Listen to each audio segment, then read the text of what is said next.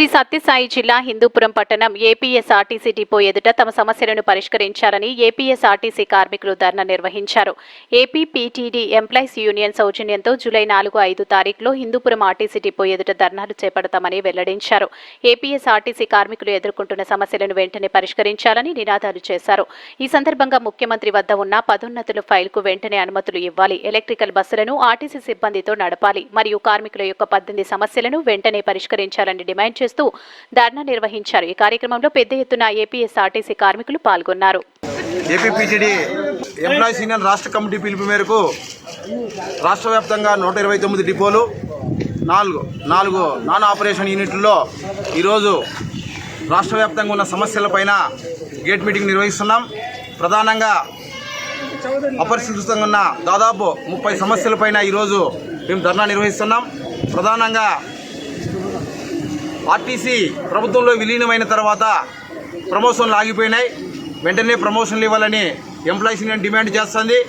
మరొకటిది దాదాపు 10,000 ఉద్యోగాలు ఖాళీగా ఉన్నాయి.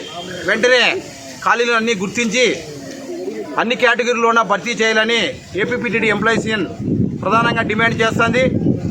తర్వాత మాకు అనేక రకాల బకాయిలు ఇవ్వాల్సింది ప్రభుత్వం కానీ ఇటు యాజమాన్యం కానీ 11వ PRCకి సంబంధించి దాదాపు 2 సంవత్సరాలంటే 24 నెలలు బకాయిలు కూడా వెంటనే విడుదల చేయాలని ప్రధానంగా డిమాండ్ చేస్తున్నాం. అంతేగాక సంస్థకు సంబంధించి SRBS, SBT అమౌంట్లు దాదాపు 50% ఉద్యోగులకి ఇంకా రాలేదు. ఖచ్చితంగా అది కూడా 18%తో చెల్లించాలని ప్రధానంగా డిమాండ్ చేస్తున్నాం.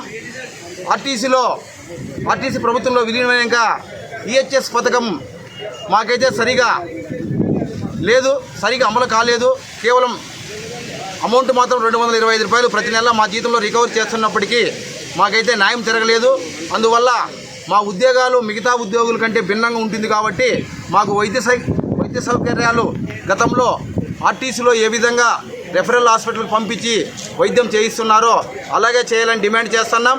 తర్వాత వచ్చి CCS అంటే ఆర్టీసీ క్రెడిట్ కోఆపరేటివ్ సొసైటీ విజయవాడలోని PNBS బస్టాండ్లోనే నిర్వహిస్తున్నారు.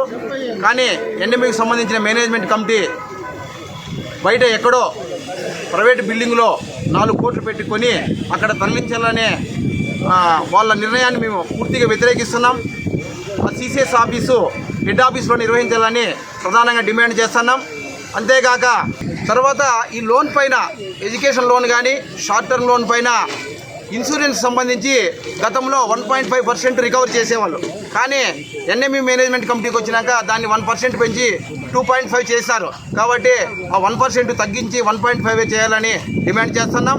అంతేకాక సంస్థలో ఉద్యోగ భద్రతకు సంబంధించి 2019లో గుర్తింపు యూనియన్గా ఉన్న ఎంప్లాయీస్ యూనియన్ ఆ రోజు ఉద్యోగ భద్రత సర్కిల్ 1/2019 ఇప్పించి ఆ రోజు అమలు చేయించి ఎంతోమంది ఉద్యోగాలు ఇప్పించిన ఘనత ఎంప్లాయీస్ యూనియన్ది. కానీ 2020లో ప్రభుత్వంలో విలీనమైన తర్వాత 77 సర్క్యులర్ తీసుకొచ్చి ఉద్యోగ భద్రతను గాలిలోకి వదిలేశారు. కాబట్టి 2019 సర్క్యులర్ను 1/19 సర్క్యులర్ను తిరిగి ఆర్టీసీలో ఇంప్లిమెంట్ చేయాలని డిమాండ్ చేస్తున్నాం. యథాతథంగా ఉండాలని డిమాండ్ చేస్తున్నాం. కాబట్టి చాలా సమస్యలు ఉన్నాయి.